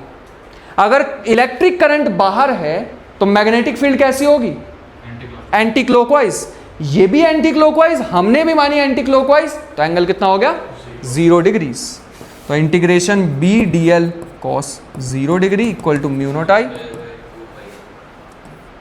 बी को बाहर निकाला, डीएल क्या होगी? डीएल की इंटीग्रेशन 2 पाई आर। सर्कुलर ही तो कंसीडर करा हम, कहीं फॉर्मूला देखा हुआ सा लग रहा है क्रॉस मल्टीप्लाई करके। ये तो वायर वाला ही फॉर्मूला आ गया घूम फिर के, है ना। इसका मतलब अगर हम किसी भी सिलेंडर को बाहर से देखें तो कैसा लगता है? वायर की तरह ही लगता है वो, कोई भी डिफरेंस नहीं है दोनों में। और अगर मैं इनसाइड पूछता तो क्या आंसर आता? वो तो मेरे ख्याल से 1 मिनट में बता दोगे। 0 क्यों? क्योंकि इस बार आई एनक्लोज्ड कितना है करंट इसके अंदर? 0। दैट इज वाई, क्योंकि यहां पे आई एनक्लोज्ड 0 है, this implies magnetic field is also 0। समझा? तो अगर कोई भी पूछ ले सिलेंडर के अंदर कितनी मैग्नेटिक फील्ड होती है? 0। होलो सिलेंडर के अंदर मैग्नेटिक फील्ड 0 और बाहर mu not I by 2 pi R. ऐसा सा ग्राफ बन जाएगा बेटे इसका। रेडियस से पहले तो कुछ है नहीं, और रेडियस के बाद इनवर्सली प्रोपोर्शनल। उसमें बदल जाएगी कहानी। ये वाला समझ आया सभी को? बेटे मैं चाहूंगा एक बार जरूर ट्राई करना, ठीक है, सॉलिड सिलेंडर।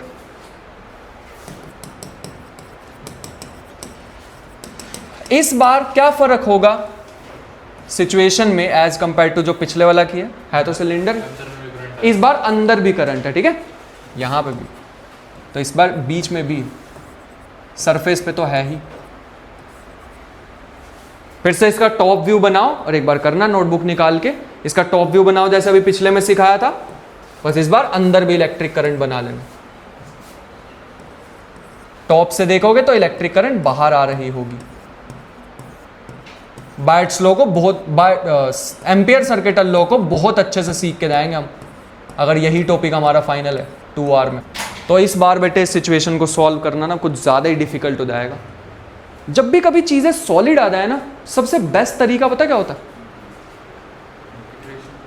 इंटीग्रेशन तो करेंगे ही, एक और भी बेस्ट तरीका होता है। मैंने फर्स्ट चैप्टर में भी बताया था ये तुम लोगों को, जब हम गॉस लॉ कर रहे थे ना, कोई शेल मान के बड़े सारे मान लिए ना एक चीज़ होती है जिसको इंट्रोड्यूस करना होता है, जो इन सबको आसान बना देती है। वो तो एम्पीरियन लूप बना दिया। ये जो चीज़ है इसे बोलते हैं एम्पीरियन लूप। वो तो ठीक है, उसके अलावा पता है हम यूज़ करते हैं डेंसिटीज़ का। याद आया? 3 तरह की डेंसिटी याद है? Linear charge density, charge by length, एक सिग्मा होता था, एक रो। क्या तुम लोगों ने आज से पहले ऐसा कुछ सुना है? करंट डेंसिटी क्या होता है? Current density current by area. इसकी हेल्प से करने वाले हैं बेटे। अगर टोटल करंट होगा तो टोटल एरिया, अगर स्मॉल करंट होगा तो स्मॉल एरिया। ये ध्यान रखना, ठीक है? अगर मैं इसमें भी करना चाहूं आउटसाइड वाला केस, तो बताना क्या फर्क है इसमें और जो अभी हमने पिछले वाले में आउटसाइड करा था। R ग्रेटर देन R, तो B D L cos theta equal to mu naught I enclose. कितना करंट एनक्लोज किया हमारी ये एम्पीरियन लूप ने? सारा ही। और सारा कितना है? I। और यहां आ जाएगा बी डी एल कॉस कितने डिग्री? 0 डिग्री। बी बाहर, डी एल की होती है 2 पाई आर, तो फाइनल आंसर आ जाएगा mu naught I by 2 pi R. समझ आ रही है बेटे? 2 पाई स्मॉल आर। कुछ कंफ्यूजन? मेन तो सेकंड पार्ट हमें समझना है। हम फिर से यहां की डायरेक्शन एंटी क्लॉकवाइज मान लेते, मैग्नेटिक फील्ड की भी डायरेक्शन एंटी क्लॉकवाइज आ जाती, that is why theta 0 degree. Main तो हमें ये देखना सेकंड वाला पार्ट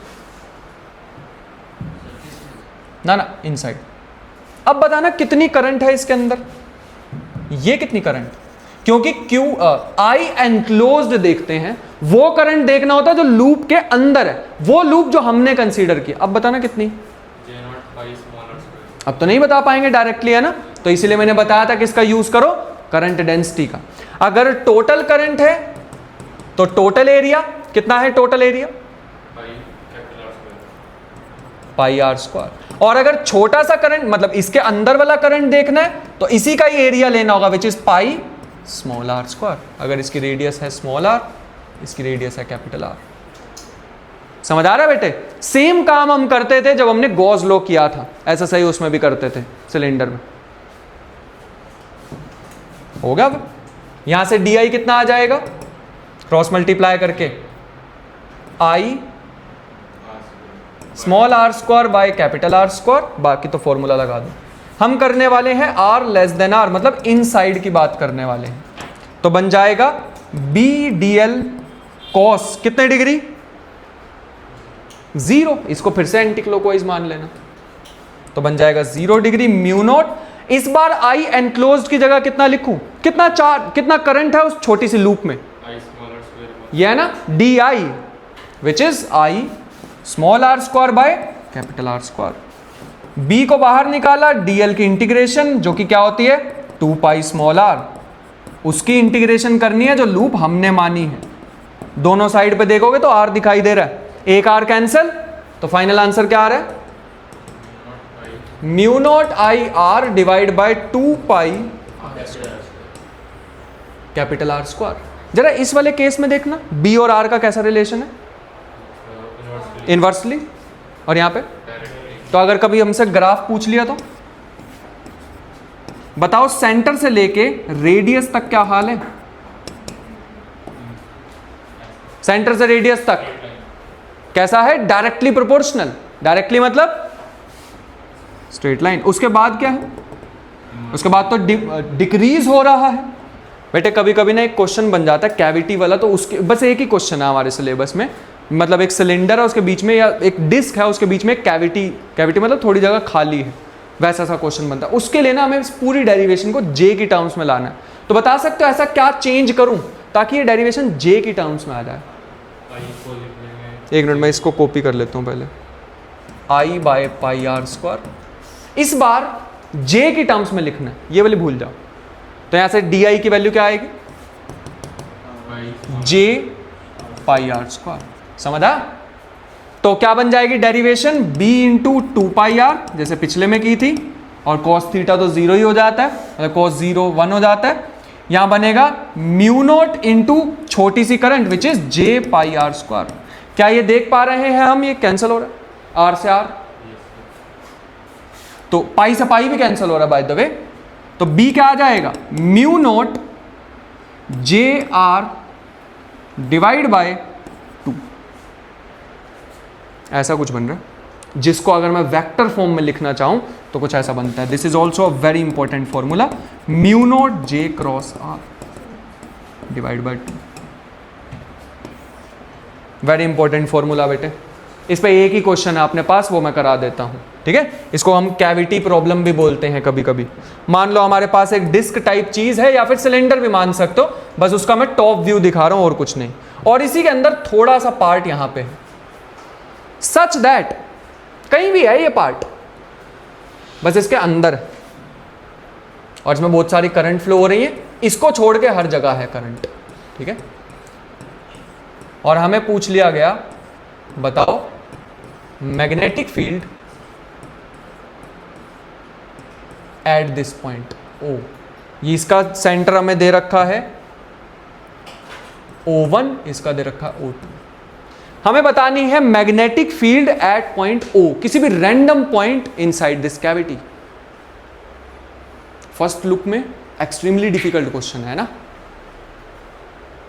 लेकिन क्या तुम लोगों ने कभी कैविटी प्रॉब्लम की है 11th क्लास में? बस सोच भी लिया करो, पहले ही ना बोल दे तो मूवमेंट ऑफ इनर्शिया में कराते हैं, एटलीस्ट मैं तो कराता हूँ। पिछले साल मेरे पास नहीं थी। मूवमेंट ऑफ इनर्शिया के क्वेश्चंस होते हैं जिसमें से डिस्क में से एक छोटा सा पोर्शन रिमूव कर दिया जाता है। उन क्वेश्चंस को सॉल्व करने के लिए बिल्कुल सही हम क्या करते हैं, अगर इसकी डेंसिटी तुम पॉजिटिव मान रहे हो, मतलब ऐसे सोच लो कि डिस्क में से कुछ कटा ही नहीं, ऐसे ही है, पूरी डिस्क है। अगर ये पूरी डिस्क है तो इसकी डेंसिटी मान लो सिग्मा, सॉरी सिग्मा नहीं, इसकी डेंसिटी मान लो जे, और छोटी सी डिस्क है उसकी डेंसिटी मान लो माइनस जे। फायदा पता क्या होगा? अगर मैं माइनस जे वाली डेंसिटी को उठा के यहां रख दूं तो क्या होगा? उतना पार्ट गायब हो जाएगा। तुम लोगों को पता है एक मैटर होता है, एक एंटी मैटर। मैं बता रहा हूं, एक मैटर होता है, एक एंटी मैटर होता है। जब मैटर और एंटी मैटर मिलते हैं ना तो वो पूरा एनर्जी में कन्वर्ट हो जाते हैं। मैटर जिससे हम बने, एंटी मैटर हमारे यूनिवर्स में बहुत कम है, क्यों है पता नहीं, बट जब भी ये दोनों मिलते हैं ना तो एनाइलेट करके एनर्जी बना देते हैं। वैसे ही कुछ यहां पे भी है कि यहां पे मान लो मैटर है, मैं एंटी मैटर जैसे ही लेके आया ये पोर्शन गायब हो जाएगा और हमें ये शेप मिल जाएगी। तो इससे क्या फायदा हुआ?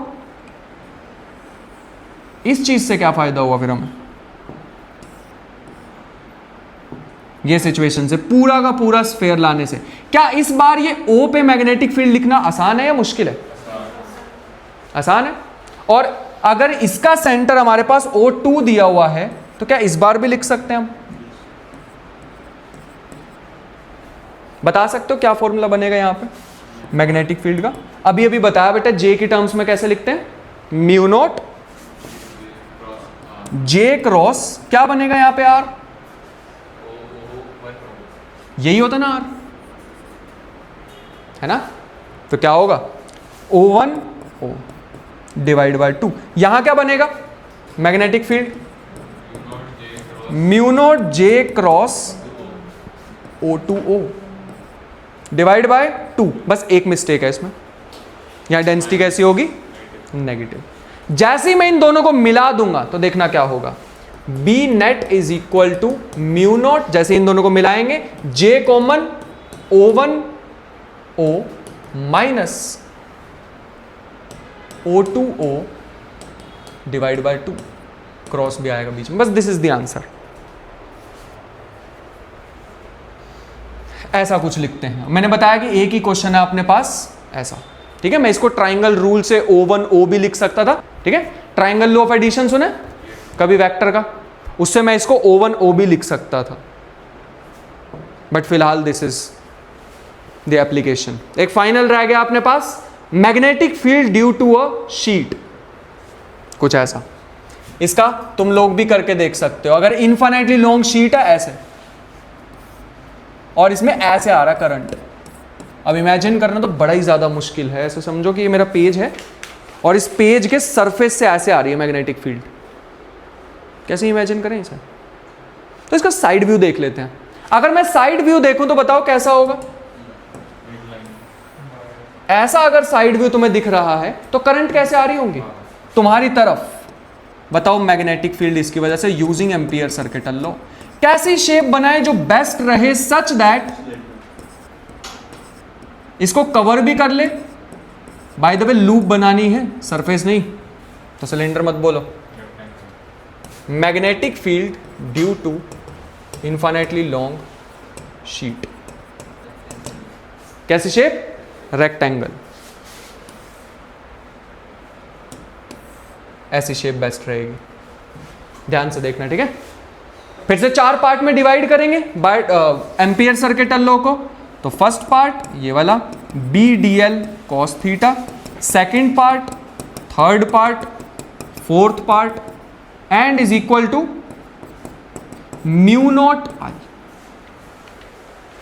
जितनी भी नंबर ऑफ टर्न्स होंगी, या नंबर ऑफ टर्न्स भी लिख सकते थे हम, जितनी भी नंबर ऑफ करंट्स होंगी, है ना, वो सारी करंट्स भी लिख सकते हैं। बट फिलहाल के लिए बता सकते हो एंगल्स की बात अगर हम सबसे पहले करें तो, और मैग्नेटिक फील्ड की डायरेक्शन क्या होगी ये भी बताओ। थंब को रखो बाहर तो मैग्नेटिक फील्ड नीचे कैसी होगी?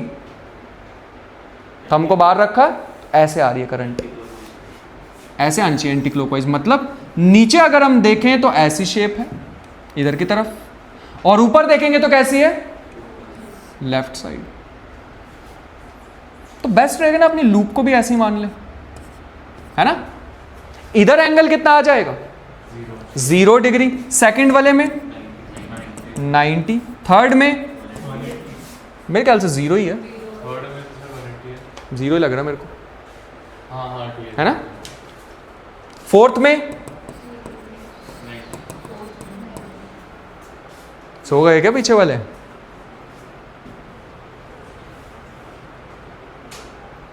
नाइन्टी वाले तो गायब, बचे कौन से? B इंटीग्रेशन DL, फर्स्ट वाला बचा B इंटीग्रेशन DL।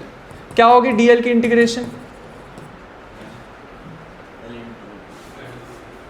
हाँ L ही होनी चाहिए, और तो कुछ पता ही नहीं हमें।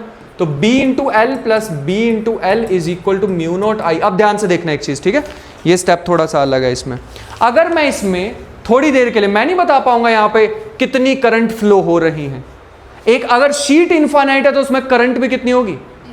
इनफाइनाइट करंट होगी। बड़ा मुश्किल है ये, और हम यहाँ पे एरिया भी इंट्रोड्यूस नहीं कर पाएंगे बेटे, एरिया पे थोड़ी फैली हुई है करंट। तो ऐसे है लेंथ में, तो हम क्या करें, यहाँ पे एक न्यू चीज इंट्रोड्यूस कर रहे हैं। अगर मैं इसको लेंथ से डिवाइड, लेंथ से मल्टीप्लाई कर दूं, ये कितना बन जाएगा left side? 2BL is equal to mu naught. इस टर्म को मैं लिख रहा हूं K, और यहां पे L, L से L कैंसल, तो B कितना आ रहा है? Mu naught K divide by 2। That is the formula of magnetic field due to a sheet. हाँ, K हमने सोचा बेटे, K यहां पे है करंट पर यूनिट लेंथ। अब अगर मान लो हमारे सामने ऐसे क्वेश्चन, फॉर्मूला कितना छोटा सा है ना, इसके डेरिवेशन आने के कम थोड़े चांस है, फॉर्मूला याद रख लेना। बट समझ आई derivation? At least Ampere circuital law तो समझ आया थोड़ा बहुत। अगर मान लो ऐसा हमारे पास क्वेश्चन आ गया कि एक ऐसे शीट पड़ी हुई है और दूसरी ऐसे, इसमें करंट ऐसे दे रखा है, बताना जरा मैग्नेटिक फील्ड, एक शीट के नीचे दूसरी शीट है, ठीक है?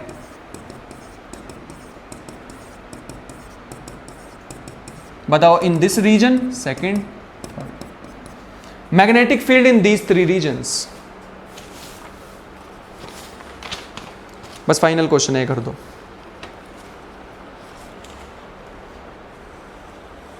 तुम लोग एक बात नोटिस कर पाए इस फॉर्मूला में, इसमें डिस्टेंस आ रहा कहाँ है? नहीं आ रहा ना डिस्टेंस, डिस्टेंस पे डिपेंड ही नहीं करता, कितनी भी ऊपर चले जाओ कितनी भी नीचे। ऐसा एक और भी फॉर्मूला देखा, याद करो पहले चैप्टर में। क्या फॉर्मूला होता है? Electric field due to an infinitely long sheet, sigma by 2 epsilon. उसमें आता था डिस्टेंस, उसमें भी नहीं आता। वैसा सही है ना? बताओ भाई इसमें, इसकी वजह से डायरेक्शन बताना पहले। फर्स्ट रीजन में करंट बाहर है तो फिंगर को घुमाओ, अगर इलेक्ट्रिक करंट बाहर है तो फिंगर कहां आ रही है? Left side. इसकी वजह से बताओ, इस बार अंदर तो कहां आ रही है? Right side. मैं बोल रहा हूं दोनों की डेंसिटी सेम, करंट पर यूनिट लेंथ सेम है, K है एम्पियर पर मीटर, यहां भी K है एम्पियर पर मीटर। एक लेफ्ट में एक राइट में, तो मैग्नेटिक फील्ड कितनी हुई? 0। थर्ड रीजन में बताना, इसमें थर्ड में 0 क्यों? इसकी वजह से कैसे आएगी? अगर थंब को बाहर रखें तो इधर लेफ्ट साइड, तो यहां कैसे आएगी? Right side. इसकी वजह से इसमें अगर आ रही है राइट साइड तो यहां कैसे आएगी? Left side. तो फिर से कितना आंसर आया? 0। What about this second region? किस डायरेक्शन में आएंगे वो सोचना है। थंब को बाहर रखा, ये आ रही है इधर की डायरेक्शन में, है ना, राइट साइड, और इसकी वजह से भी राइट साइड, तो ये तो ऐड हो गई। तो आंसर कितना आया? 2 टाइम्स क्या फॉर्मूला था? μ0 K/2। फाइनल आंसर बन रहा है μ0 K। समझ आया? आई होप यहां तक चीजें समझ आई होंगी। रिवाइज जरूर कर लेना इस चीज को, ठीक है?